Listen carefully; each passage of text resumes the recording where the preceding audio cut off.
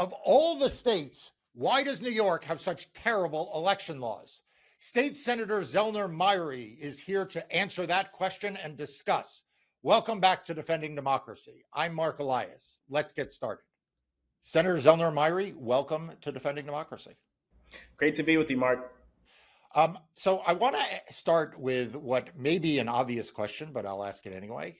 You are a state senator in Brooklyn, but before that, you were a lawyer at a big law firm in New York City. What made you decide that you wanted to get into politics?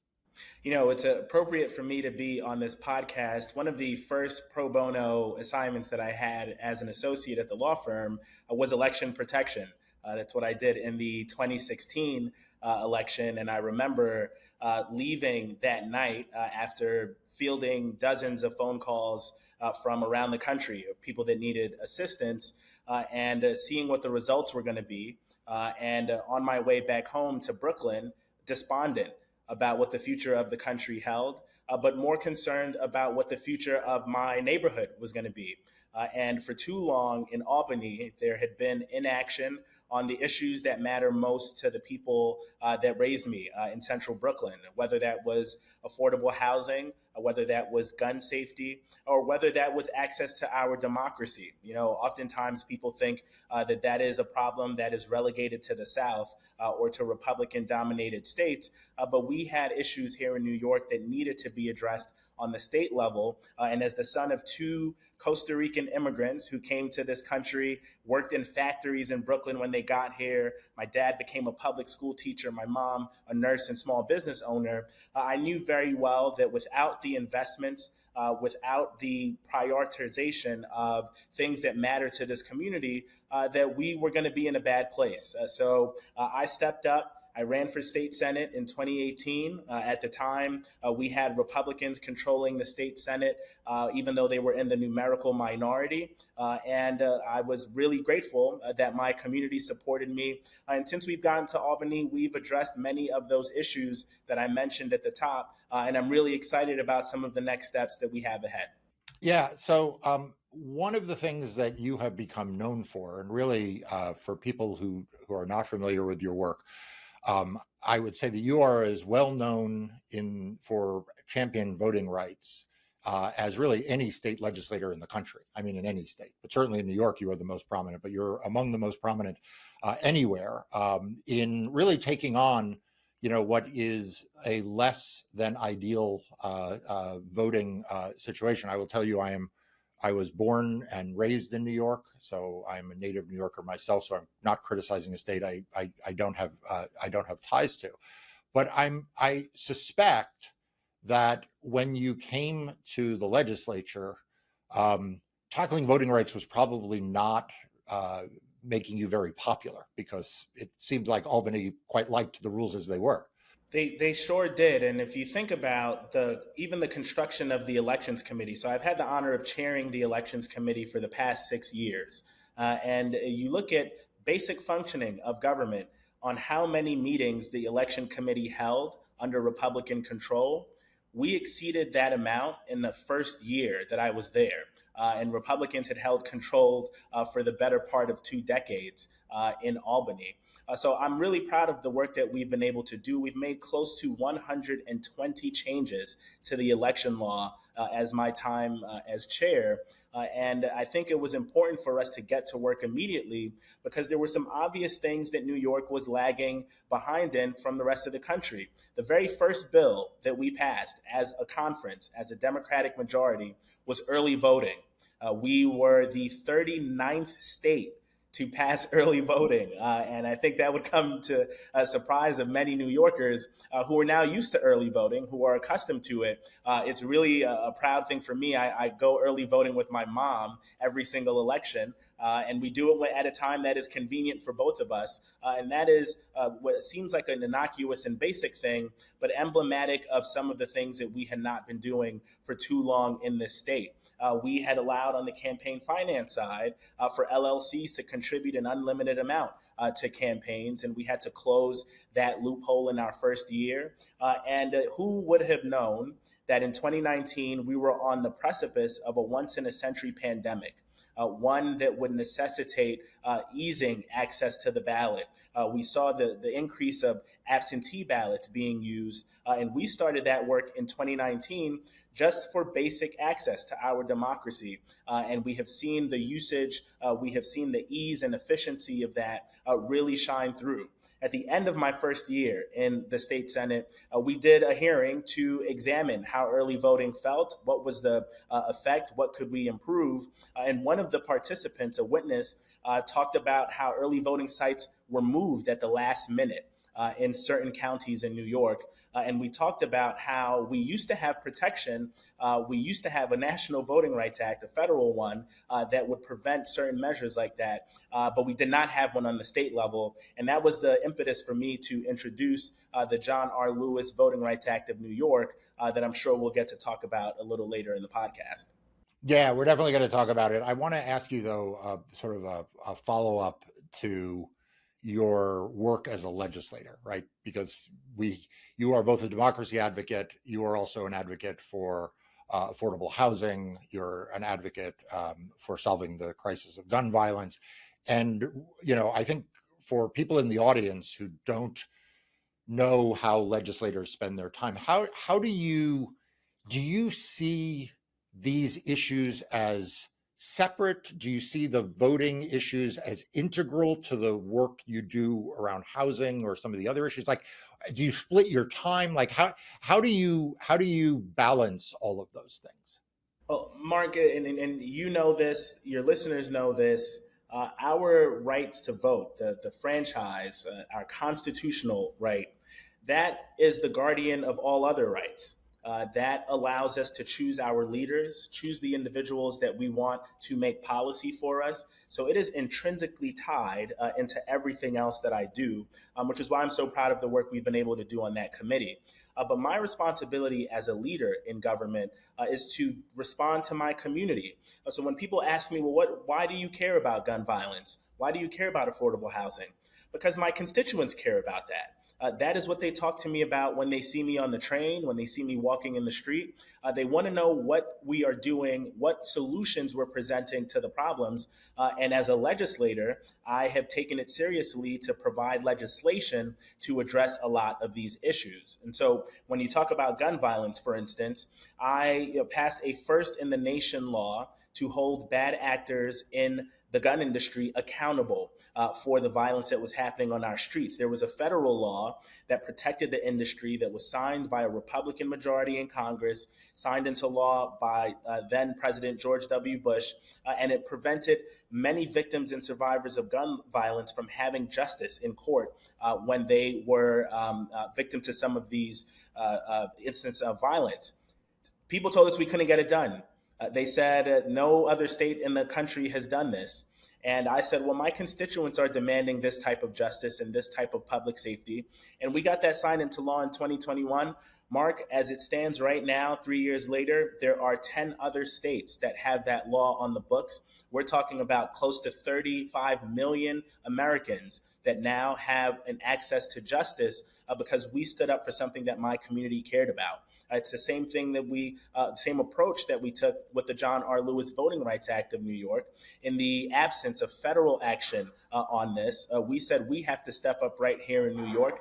And I'm proud to say that we not only got that signed into law, but we've seen other states now adopt similar voting rights legislation. And that to me is what leadership is about. It's about responding to the community, and it's why we're considering taking another step in our leadership because I think it's important to listen to the folks on the ground.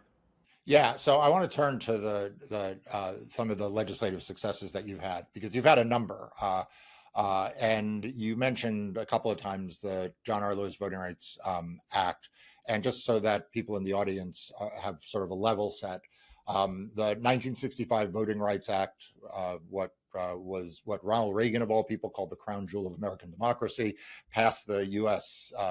House and Senate, signed by Republican presidents over and over again. In 2006, it was reauthorized 98-0 in the Senate, with only 33 dissenting no votes in the U.S. House of Representatives, championed by Walmart and the Business Roundtable. It was very much a pro-democracy rally. Everyone sort of saw this as good government. In 2013, the Supreme Court in Shelby County versus Holder struck down a key provision of that law, the so-called pre-clearance provision, Section 5.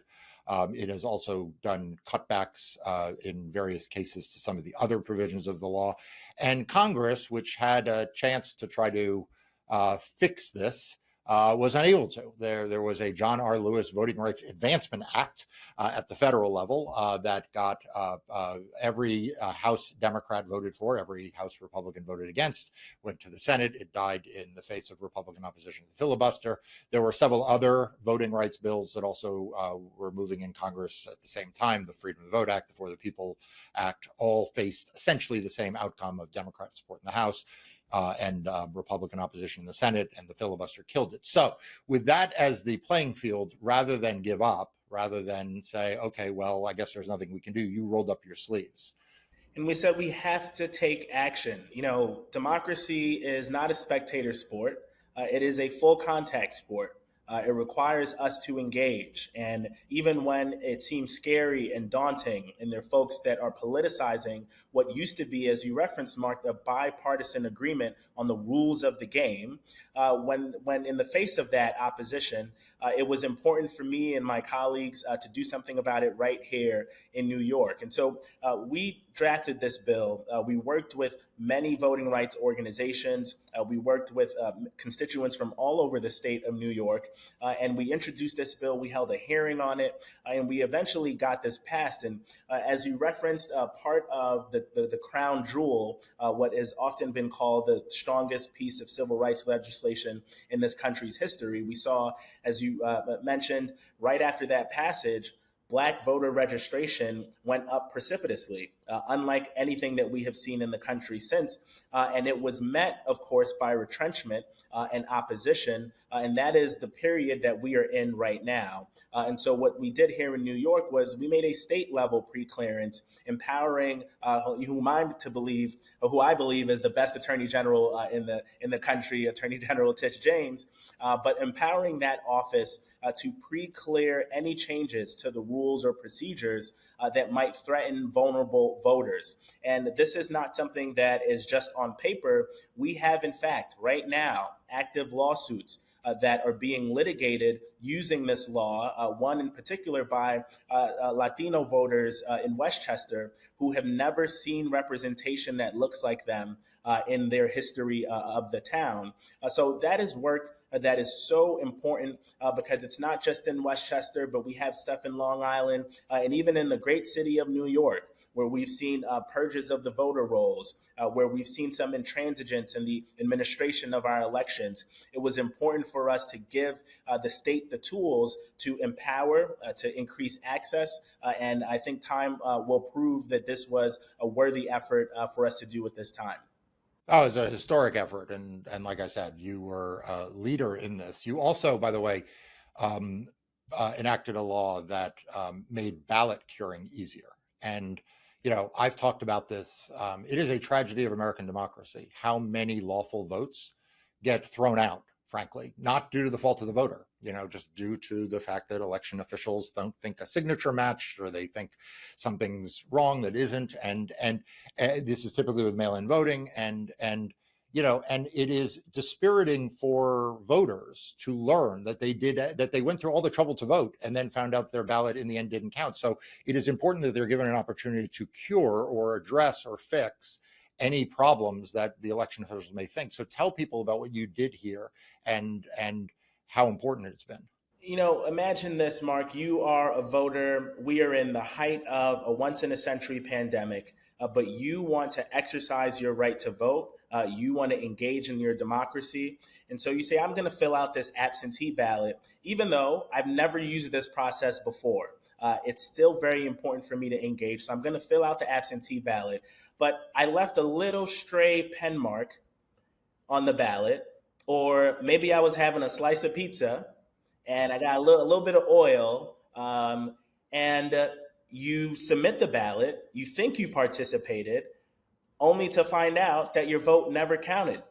And no one has told you that your vote didn't count. So you are operating in ignorance, not through any fault of your own, but just because the system was so antiquated. So we passed a bill that said the Board of Elections has to notify you if your ballot has some malfunction or if there's some deficiency in it that will prevent it from being counted. And then they also have to give you time to cure that. And we saw people utilize that after the passage of this law to the tune of tens of thousands. And for too long, those votes have been discarded, and particularly for our older adults. Who sometimes struggle with this, as all of us, God willing, will ultimately get to that age. We sometimes we're not as steady with our hands, or we make some other fault. They should not have their constitutional rights stripped from them because of this mistake. So this is another accomplishment in the legislature that I'm really proud of, because now voters are used to getting this notification. They are utilizing the ability to cure, and it is a direct practical implication of what we have done in the legislature. We'll be right back with more of my discussion with New York State Senators Zellnor and Myrie. But in the meantime, make sure you are subscribed to Democracy Docket's free daily and weekly newsletter. And if you want to have access to my insights and analysis, become a Democracy Docket member now by clicking on the link above. Yeah, and look, I could go on and on about your accomplishments. You passed a very important redistricting law that I care a lot about, having to do with where legal challenges are brought. But I want to turn to, because you've alluded several times, and it's one of the reasons why I wanted to have you on. You've alluded several times to an antiquated system where the election officials or the election administrators have not always been as helpful or as forward-looking as they should. One of the things that where you did not succeed in passing legislation is something near and dear to my heart. My firm's been representing the NAACP of Brooklyn to strike down a ban on line warming, basically handing out food and water to people waiting in long lines. This has had tragic consequences around the country for particularly black voters who tend to wait in the longest lines. That's, I sometimes cite statistics from Georgia, where in the 6 metro counties, if you were in a precinct and that was 90% or more registered black voters, you waited in line an average of 51 minutes. If you were in the same 6 counties, so apples to apples, and you were in a precinct that was 90% or more white, you waited in line an average of 6 minutes. 51 versus 6 minutes explains why Georgia banned food and water in line. I'm not saying that New York passed this law to be racially discriminatory, because it's a very old law, but it did have racially discriminatory effects. It disproportionately negatively impacted communities of color and young voters. And you proposed a very sensible bill after we had filed our lawsuit. After the state board of elections and the city board of elections were fighting that lawsuit. I mean, I could ask the question of why the hell they were fighting the lawsuit. But you proposed a very sensible bill that would sort of do away with this antiquated thing. You didn't point fingers. You didn't say, you're bad people for having this. You tried to get a practical solution, and it didn't pass. And I'm just curious, what is the dynamic that goes on, that there is resistance among some to making improvements, as you say, practical improvements that make the quality of life for voters better? Mark, it's one of the more troubling things about doing work in the state capitol. One, because it's often hard to explain to people who were not in the weeds and who don't follow Albany politics why we have certain outcomes. But I think if you think about some of what you've referenced earlier, this used to be an issue that had bipartisan support. Increasing access to the franchise, allowing for people to participate. Sure, we're on different teams in a particular election race, but there was some agreement on what the rules would be. But because of what we have seen across the country, the polarization and the over politicking of our elections, we've seen retrenchment and people going to their corners reflexively, not thinking about the substance of the bill, but automatically assuming that there is some nefarious intention. All we wanted to do was strike an antiquated sentence from our statutes. It's not a long bill, it's a 1-page bill to say it is okay for people to get some water, maybe a granola bar, whatever it is that you like on the line while you wait. Now, we also must address why there are long lines, and there should not be long lines. It should not be a test of your endurance when you go to vote. That's part of why we passed early voting. That's part of why we held hearings all across the state to talk about the administration of our elections to ensure that they're being as smooth and efficient as possible. But if there are long lines, we simply do not want to ban people from trying to have folks not pass out. We're experiencing record heat just this week here in New York City, and it just doesn't make sense. But I think that there is a built in intransigence when it comes to changes to the election law now because of the politics. And look, there are people that literally stormed our nation's capital over an election. There was an insurrection. And since then, there has been what I like to reference as a slow burn insurrection, where there has been a methodical opposition to anything that will increase access to the franchise. So it makes those of us who care about our democracy, those of us who want to champion our democracy, it is an obligation for us to use every tool at our disposal to help combat that opposition. I'm proud that we've been able to do some of that. Our bill on line warming passed in the Senate, did not make it through in the Assembly. My hope is that we'll have the opportunity to get that again, certainly now that the courts have spoken in the next legislative session.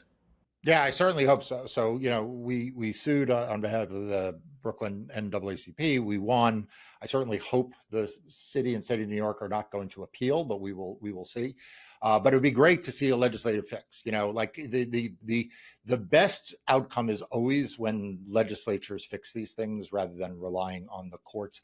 You mentioned something that I think is really not intuitive to people who are not familiar with the New York state legislature. So I was aware, because I am somewhat of a junkie about New York, that there was, and in fact you alluded to it in your first election, there was a sort of renegade group of independent Democrats, which were not really Democrats. They were sort of gumming up the works. You beat one of them in your first race.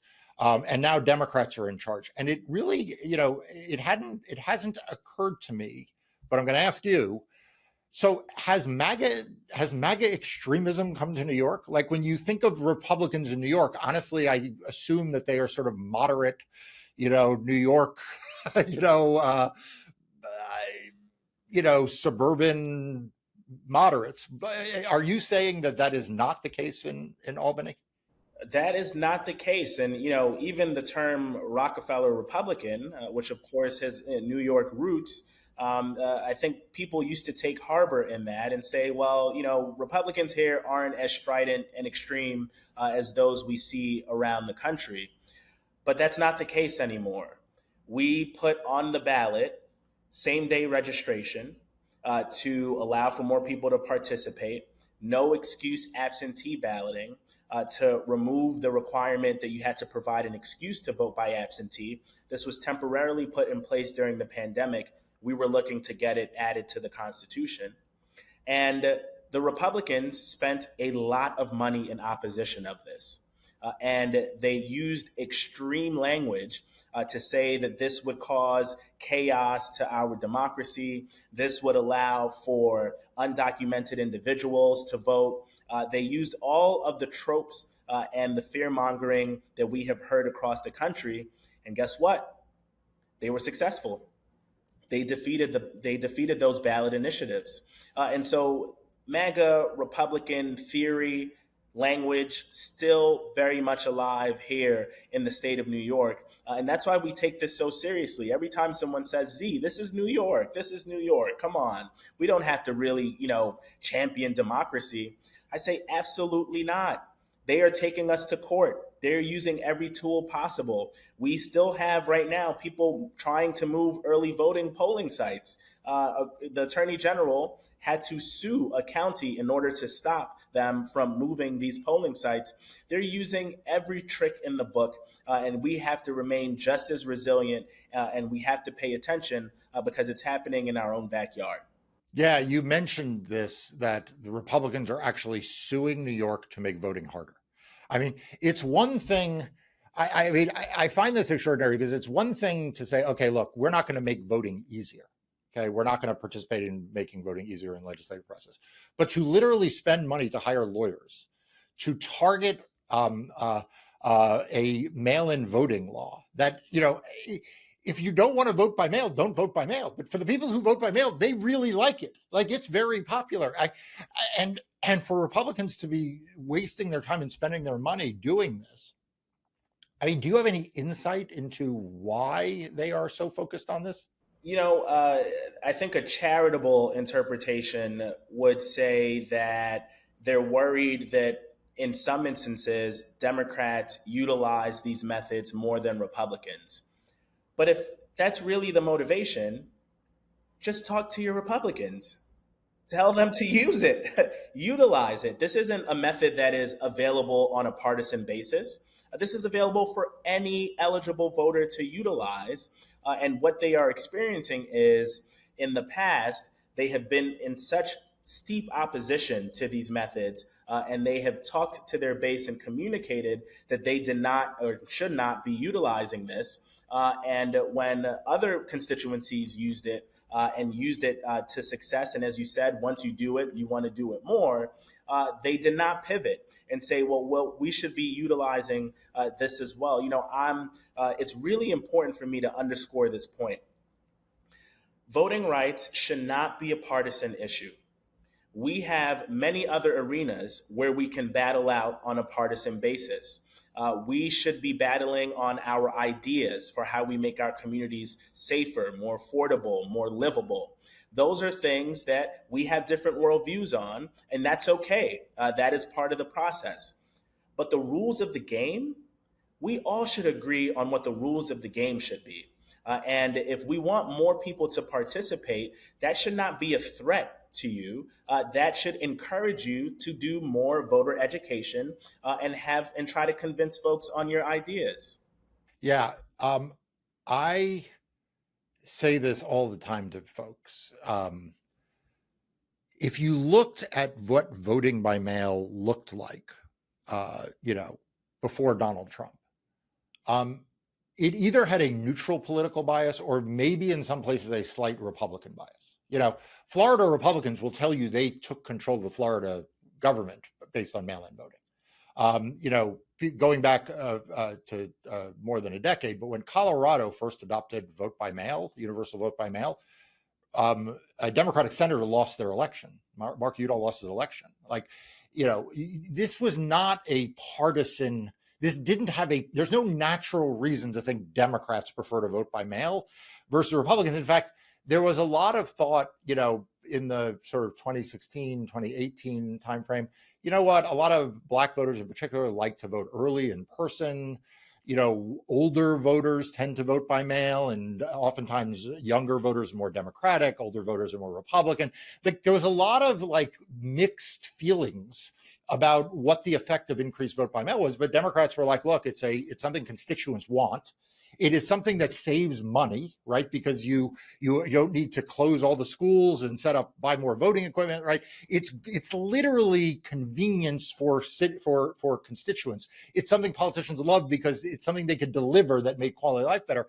And then Donald Trump all of a sudden decided to declare war on voting by mail, and now you see all of these Republicans at the state level parroting it, even though, like you said, all they'd have to do is say, "Hey, if you live in rural upstate New York, do I have something for you in the winter?"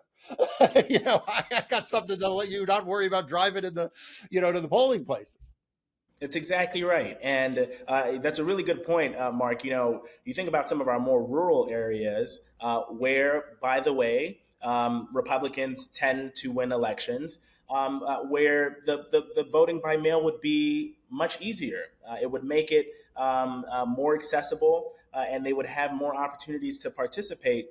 So it's really a baffling approach, and one that I think ultimately they're going to regret. I think it's really important. I am confident enough in our ideas. I'm confident enough in our record to say we should all play by the same rules. Let's get as many people in the game as possible because I want to duke it out on the field. I don't want to work the refs.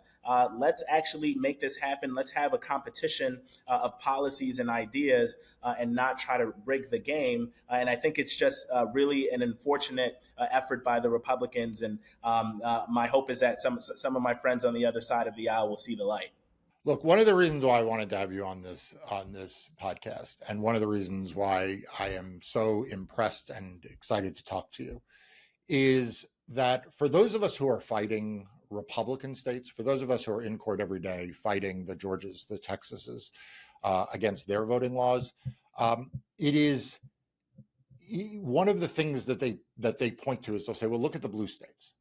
And you are a rare elected official who got elected under a series of election laws that you want to change, right? You got elected under a series of laws where your voters know how to vote and you want to expand the electorate. And you're not afraid to say, we can do more. And that is so extraordinary. One of the things every time I talk to a Democratic governor or a Democratic AG or a Secretary of State where they control elections or state legislators, and they say, well, we passed a big voting bill. We passed, in your case, the voting rights, the John R. Lewis Voting Rights Act. And then they feel like they're done.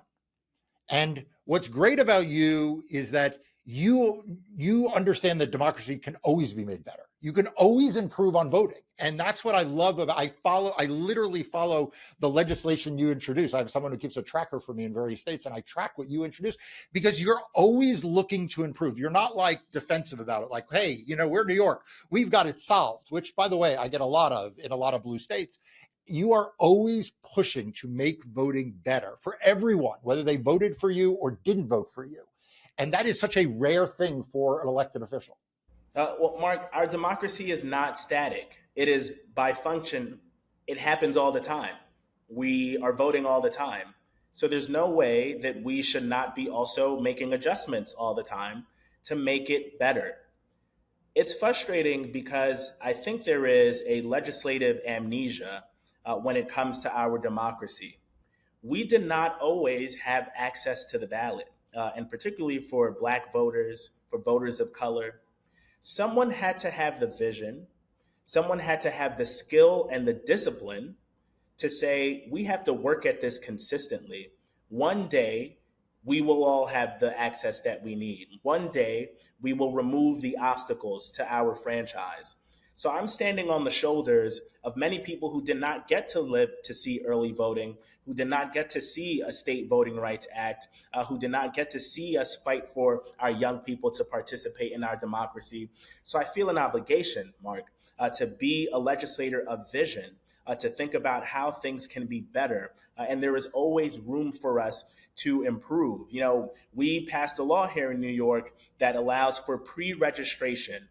That is, 16 and 17-year-olds can pre-register to vote such that when they turn 18, they are automatically registered.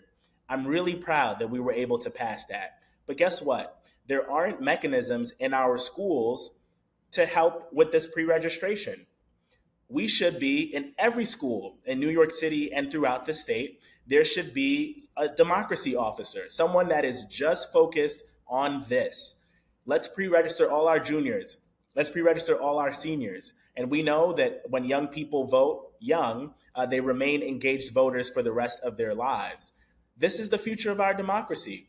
This is why the work never ceases. And this is why I'm really excited to continue to push for reforms.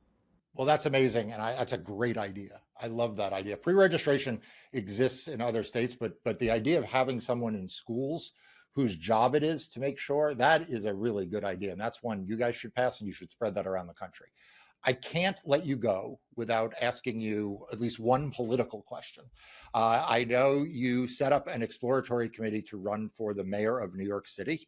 And that is a big undertaking. New York City is a big and diverse and wonderful place. As someone who grew up around New York City, tell me about that. And do you see voting and democracy again?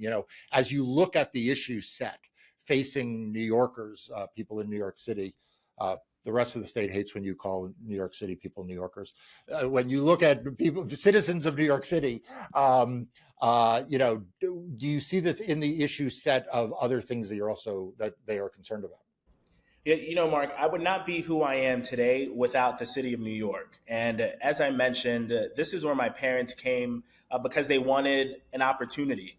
They wanted to raise their family in a safe environment. They wanted to work hard and send me to good schools. And that is why they came to Central Brooklyn from Costa Rica close to 50 years ago. I will start where I left off on pre registration.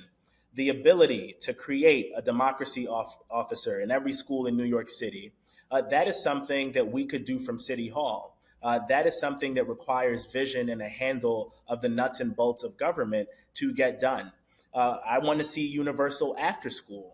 I am a product of after school programming. If not for that, I might have taken a different path in life. And every working family in this city should have that opportunity. But for too many New Yorkers, that same promise that brought my parents to this city is out of reach. I just got married last November, which is one of the best things that has ever happened to me. My wife and I, who also was born and raised in Central Brooklyn, we can barely afford a home in this district. When we think about trying to expand our family, the average cost of childcare in this city is close to $25,000. When we think about our subway system, when we think about our streets, these are things that require livability and a relentless focus on making the city more affordable and having a true handle on the nuts and bolts of government. So that's why we've put our hat in the ring. That's why we are exploring this option. I believe democracy is central to the running of government. More mechanically, the mayor appoints the administrators to the boards of elections. The mayor does have some say in how the elections are run in the city of New York. So I think we have to have it grounded in making the democracy as accessible as possible, trying to get as many young people involved in this process, and really serving as a source of inspiration for why it's important to engage with your government. I'm proud of the work that we've done in the legislature. We've demonstrated focus. We've demonstrated relentless support for affordability, for gun safety, for housing. And I think that we can bring that same type of focus to City Hall. And I would love the opportunity to do that for the city that has made me who I am today. Well, like I said, there is no stronger supporter of democracy, and not just in words, but in actions, not just in actions that you achieve, but in actions that you want to achieve. Like I said, it is not enough for elected officials to say, well, we passed one bill, so I checked that box and now I move on. You are day in and day out finding ways to improve the voting experience and the elections and democracy for all New Yorkers, not just in your district, not just in New York City, but important point you made, in redder parts of the state, they are benefiting as well. And so that is a very, very unique quality, and I applaud you for that. And I will be following to see whether you announce that you run for mayor, and if so, I'd love to have you back on to talk about some of the ideas you have for New York around democracy. Because, by the way, your idea is a brilliant. I mean, the idea of a democracy officer at every school gets me really excited here. Yeah, no, I appreciate the opportunity, Mark, and I would encourage listeners who are curious about what our vision for the city is to visit our website. That's zellnor.nyc, ZELLNOR.NYC. And if we have news to break, Mark, we will be back on the podcast if you'd be gracious enough to have us. You got it, and we will put a link to that as well as everything else that we talked about, the bills and other things in the show notes as well. Thank you, Zellnor Myrie, for joining today. Thanks for having me. Thanks for listening to Defending Democracy. To find out more and stay up to date on the latest voting rights and election news, visit democracydocket.com and make sure you are subscribed to our daily and weekly newsletters. We'll see you next time